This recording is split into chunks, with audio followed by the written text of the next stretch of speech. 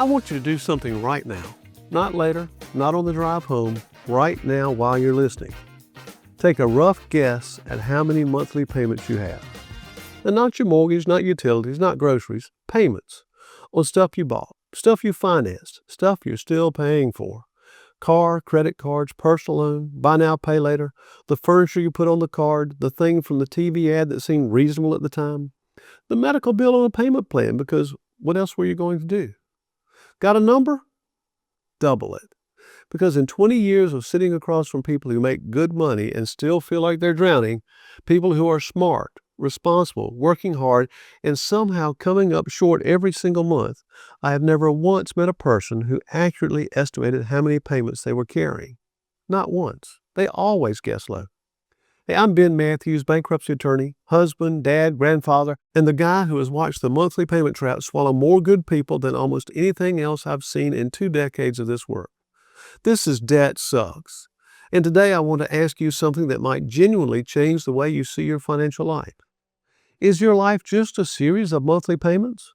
Not your income, not your goals, not the things you actually care about, your payments. Because somewhere along the way, quietly, gradually, one completely reasonable decision at a time, a lot of people stopped building a life and started renting one. And most of them have absolutely no idea how it happened. Segment 1, the most dangerous phrase in the English language. Here it is. 5 words. Sounds responsible. Has financially destroyed more American households than I can count. We can afford the payment. Not we can afford the thing, the payment. See, that single middle shift from total cost to monthly payment is how the modern American household quietly sold its future one installment at a time. It is the financial equivalent of agreeing to a contract because the font looked friendly. Here's how it plays out in real life. You need a truck. That's reasonable. You actually need it. You look at the sticker, it wins, but the payment, manageable. $680 a month? You can handle $680. 6 months later, though, the HVAC unit quits. It didn't ask permission or check your calendar. It just died on a Thursday in July because it was July. And now you're financing a new one. $180 a month, 24 months, same as cash. Then your wife's car needs 4 tires because apparently they all wore out simultaneously like they were coordinated. Card. Because what else are you going to do? Then the gym membership you've been meaning to cancel since February. It's only $49, so it keeps falling below the mental threshold of things worth dealing with. The streaming services, Netflix, Hulu, Disney Plus, and at least one you can't immediately identify that's been charging you $12.99 a month for something you watched twice in 2023. The buy now, pay later from each of 3 separate purchases, each of which seemed completely sensible at the time, each payment small enough to feel like nothing, together pulling $200 a month out of your account in 4 different directions. And here's the brutal truth about every single one of those decisions. A reasonable person made them. You. Handling real life, dealing with real problems, making the call that made sense in that moment. But stack them all together, and you've built something nobody intended to build. A life that's already fully spoken for before you earn a single dollar of it. Economists call this obligation density. I call it the payment trap. And it's the reason a person can make $90,000 a year and still feel like they're one bad month away from something they don't want to think about. Segment 2, the math nobody does. Let me put some real numbers to this. Say you take home about $25 an hour after taxes. That's roughly $52,000 take home. Pretty typical for the person I'm talking to today. Your truck payment is $680 a month. To make that payment, you work 27 hours every month before you do a single other thing. Credit card minimums across 2 or 3 cards, $420 a month, another 17 hours. HVAC financing, $180, another 7 hours. Personal loan, $209 a month, that's 12 hours. Subscriptions, gym, miscellaneous auto pays, $200, another 8 hours.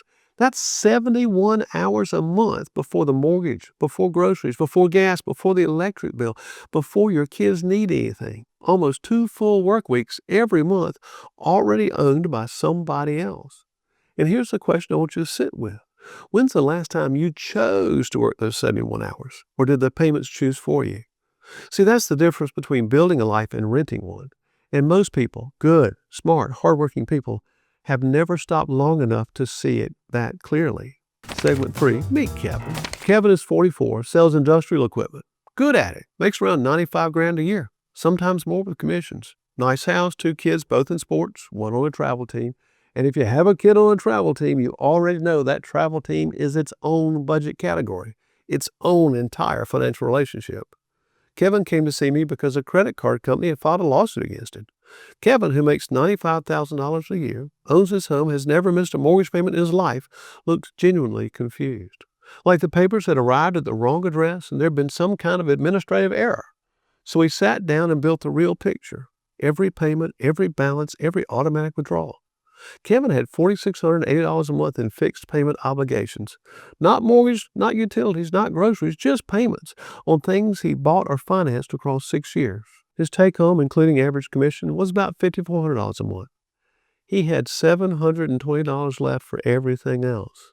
Kevin did the math in his head, and his face went through about 4 expressions in 3 seconds. Confusion, realization, embarrassment, and then something that looked a whole lot like exhaustion. Like a man who'd been holding something very heavy for a very long time and finally understood why his arms hurt. He said, "I had no idea it was this bad." Here's what I told him and what I want you to hear right now. Kevin hadn't made one catastrophic decision. He hadn't done anything dramatic. He had made approximately 50 small, reasonable decisions across 6 years, and together they had consumed his entire financial life without him ever noticing. See, that's not stupidity. That's the payment trap doing exactly what it was designed to do. Now, Kevin's story has a good ending, and we'll get there. Segment 4. Social media is a payment plan with a filter on it. I need to talk about this because I think it's accelerating everything I've just described. At some point in the last decade, everybody's life started looking permanently upgraded online. New cars, renovated kitchens that look like magazine spreads, vacations, watches, coffee makers, and I say this with genuine affection for people who love coffee makers that cost more than some cars I've owned. And your brain, which is not stupid but is absolutely not immune to comparison, starts processing that as normal, as the baseline, as what a successful 40-something life is supposed to look like. It is not normal. It is marketed. A substantial portion of what you're watching online is financed. It's monthly payments with good lighting and a caption that says, "Grateful for this season." What it should say is 36 months, same as cash, and the interest rate kicks in December. What this creates is what I call performance spending. You're not buying something because it actually improves your life. You're buying something because it moves your visible life closer to the life you've been watching. And the buy now, pay later industry has made performance spending essentially frictionless. 1 click, 4 easy installments, arrives in 2 days, feels like nothing. Until you have 11 of them running simultaneously and you cannot figure out why your account is always lower than it should be, even though you make good money and you haven't done anything crazy. Segment 5, the rock pile. Here's where we start actually doing something about it. The first free debt sucks tool is called the rock pile. Ruthlessly simple. Every debt, every balance, every monthly payment, every interest rate. 1 page, real numbers from real statements, no estimating. Friday night, pull the statements. Bank account, credit cards, whatever loans you carry. Doesn't have to be organized, just throw them in a pile. Then Saturday morning, coffee, kitchen table, nobody's up yet. You're not starting from scratch. You're just reading what's already in front of you. Here's what happens when people actually do this. Almost everyone finds obligations they forgot existed. An auto pay from 2 years ago still running. A subscription that survived a cancellation attempt. A payment plan for something they couldn't even tell me what it was for. And then the thing that actually matters happens. Most people realize they don't have an income problem. They have a rock pile problem. And those are completely different situations. An income problem means you need to earn more. A rock pile problem means the money is there. It's just leaving before you can do anything with it.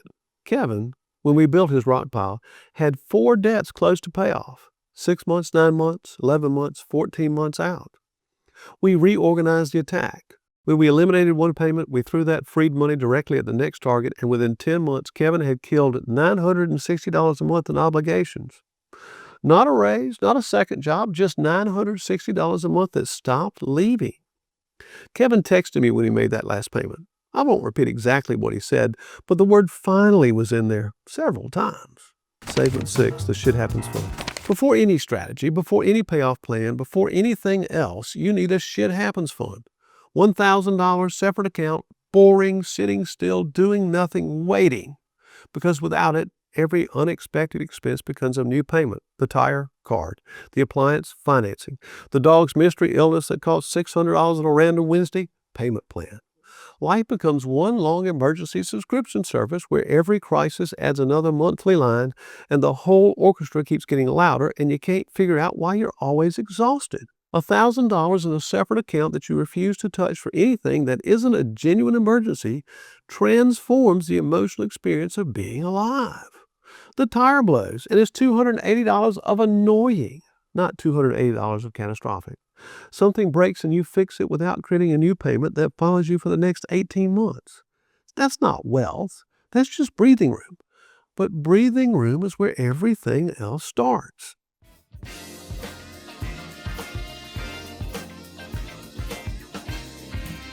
Hey, let's get real for a sec. The Debt Sucks plan, it's awesome. It works. But not everyone has the time or the patience to chip away at their financial Mount Everest. Maybe you're drowning right now. Like creditors calling your grandma, paycheck gone before it lands, sleepless nights count as drowning. Sound familiar? Listen, you don't have to white-knuckle your way through this alone. Instead of spending years battling debt $1 at a time, I've got you. Bankruptcy isn't a failure, it's a fresh start. And sometimes hitting reset is the smartest thing you can do.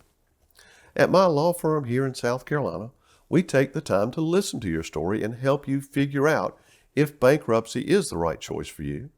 No pressure, no judgment, just straight answers and real solutions. And if you don't live in South Carolina, don't worry. I can connect you with a trusted attorney in your state. Wherever you are, help is closer than you think. So if you're ready to stop the stress and start fresh, visit debtsucks.info to share a little about your situation or call my office for a free consultation. Let's find your path forward together, because sometimes you don't need a plan, you need a damn lifeline. Let me be that lifeline. So here's what I want you sitting with after today. How much of your future is already spoken for? In dollars, in hours, in work weeks that belong to someone else before you ever clock in on Monday. Because your life was never supposed to feel like one long automatic withdrawal. You didn't work this hard for this many years to hand your whole paycheck to a pile of payments before you ever see it. Your money or your life. Most people never realized they were being asked to choose. They just kept saying yes to the next reasonable thing until the choice got made for them. This week, Saturday morning before anybody's up, cup of coffee while it's still quiet, go to the debtsucks.info. Download the rock pile and the brutally honest money breakdown. Friday night, pull your statements together so Saturday morning you're just reading, not hunting. Write down the real numbers. Don't fix anything yet. Don't panic. Just see it clearly for the first time. Because chaos lives in vagueness. The moment you can see it clearly, it stops being a monster and starts being a math problem. And math problems have solutions. Before I go, if this hit home today, share it with someone you know. You already know who that person is. Follow the show, leave a review, repost it. That's how this reaches the people who are sitting alone with a pile of payments and have no idea there's a way through. You found this somehow. Help somebody else find it too. Debt sucks, but you don't have to.